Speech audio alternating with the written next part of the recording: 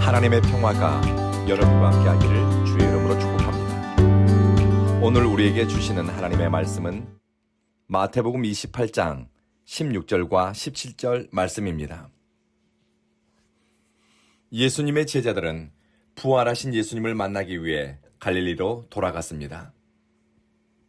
그들은 예수님이 말씀하신 장소로 향했는데 그 숫자가 11명이었습니다. 불과 며칠 전 예루살렘에 올라갈 때는 12명의 제자였지만 이제는 11명만 갈릴리로 돌아온 것입니다. 누가 빠졌습니까? 가룟 유다입니다. 가룟 유다가 스승을 팔고서 그 책임감과 죄책감을 견디지 못해 스스로 목숨을 끊었습니다. 예루살렘의 며칠은 제자들에게 상상할 수 없는 혼란과 두려움, 충격적인 일들이 연이어서 일어났습니다. 예수님의 신뢰받았던 제자, 내 동료였던 가룟 유다가 돈을 받고 예수님을 배신했습니다. 호산나 외치며 예수님을 환영했던 사람들이 예수를 십자가에 못 박으라 외치는 군중이 되었습니다. 예수님은 체포되어 종교재판과 그리고 정치재판을 받으시고 가장 흉악범에게 내려진 십자가형을 선고받았습니다. 그리고 골고다에서 십자가에 매달려 죽으셨습니다. 제자들은 불안과 두려움, 당혹감 속에서 3일을 보냈는데 여인들이 예수님이 부활하셨다며 어서 갈릴리로 내려가라는 겁니다. 제자들은 불이 나게 갈릴리로 내려왔습니다. 그 숫자가 11명이었습니다. 11명은 어쩌면 실패의 흔적입니다. 지난 3년간 12명의 제자들은 함께 먹고 마시며 예수님의 하나님 나라의 꿈을 품고 동지애와 서로에 대한 신뢰로 똘똘 뭉친 줄 알았는데 실상은 그것이 아니었습니다.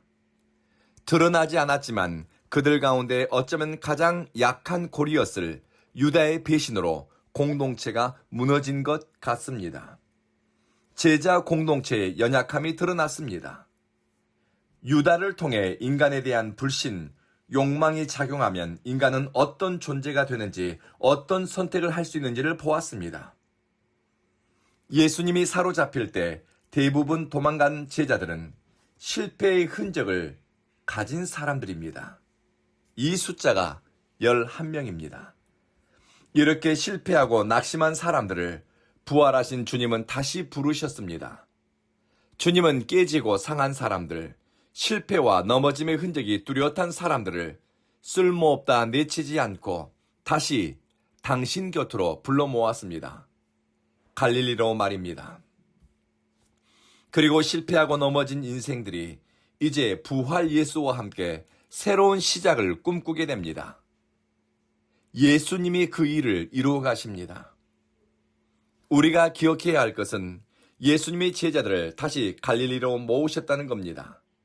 갈릴리는 예수님의 하나님 나라 운동의 시작점입니다. 아무것도 몰랐던 어부, 세리, 땅만 바라보고 살던 사람들을 불러 3년 동안 하나님 나라의 일꾼으로 세우신 장소가 갈릴리입니다. 그런데 이제 좀 신앙이 자라서 걷고 뛸 줄 알았는데 예루살렘에서 넘어지고 깨지고 낙심하며 절망하고 있습니다. 주님은 넘어진 제자들을 다시 갈릴리로 부르셔서 사명과 삶의 방향을 새롭게 하십니다. 갈릴리는 영적인 원점입니다. 소명의 출발점입니다. 때로 실족하고 방향을 잃어버린 것 같을 때 사람들은 화려하고 분주한 영적 예루살렘에서 무엇을 찾으려고 합니다. 예루살렘이 줄 수 있는 종교 프로그램에서 답을 찾으려고 합니다. 아닙니다. 주님은 화려한 성전과 종교 프로그램이 아니라 주님을 처음 만났던 갈릴리, 신앙의 원점, 영적인 성소에서 다시 만나자고 하십니다. 호세아서에서 부패하고 타락한 이스라엘을 향해 광야로 나가자고 설득합니다. 광야는 애굽에서 구원받은 이스라엘이 하나님만 바라보았던 장소였습니다. 하나님의 말씀과 하나님의 이끄심에 전적으로 의지했던 장소가 광야였기에 이스라엘을 회복시킬 때 주님은 광야로 나가자고 말씀하셨습니다. 주님은 첫 사랑이 시작된 원점, 부르심과 만남이 있었던 갈릴리로 실패하고 넘어진 제자들을 부르셨습니다. 그리고 새로운 사명, 위대한 사명을 주셨습니다. 그런데 17절에 보면 제자들 가운데 부활하신 예수님을 만나 경배하고 절하면서도 마음 한구석에는 의심을 품은 사람이 있었습니다. 누군지는 모릅니다. 하지만 두려운 감정, 부활에 대한 의구심과 의혹, 앞으로 되어질 일에 대한 불안함, 한편으로는 기쁘고 영광스러운 감정으로 속내가 복잡한 사람이 11명의 제자 가운데 있었습니다. 어떻게 이렇게 정반대의 감정들이 한 사람 안에 동시에 존재할 수 있을까요? 믿으면서도 의심하고 신뢰하면서도 불안한 감정, 그것이 인간입니다. 제자들 가운데 그런 사람이 있었고 역시 우리도 그런 느낌에 사로잡힐 때가 종종 있습니다. 그럼에도 불구하고 주님은 19절 위대한 사명을 그들에게 주셨습니다. 완전하고 완벽한 사람, 흠잡을 데 없는 사람을 고르고 골라 사명을 주신 것이 아닙니다. 흔들리는 믿음과 상황에서 고민하는 사람들 제외하지도 않았습니다. 오히려 흔들리는 사람에게 사명을 맡김으로 그들에게 가야 할 자리와 목적을 분명히 하도록 하셨습니다. 의심과 두려움 속에서 긴가민가하는 사람에게 위대한 사명에 붙들려 믿음의 진보를 이루게 하십니다.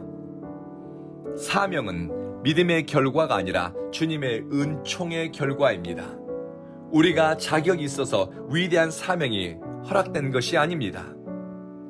약하고 소심하고 넘어지고 깨지기를 잘하는 질그릇 같은 사람들이지만 이 안에 주님은 위대한 사명을 채우시고 그들을 통해 하나님의 뜻을 이루어 가실 것입니다.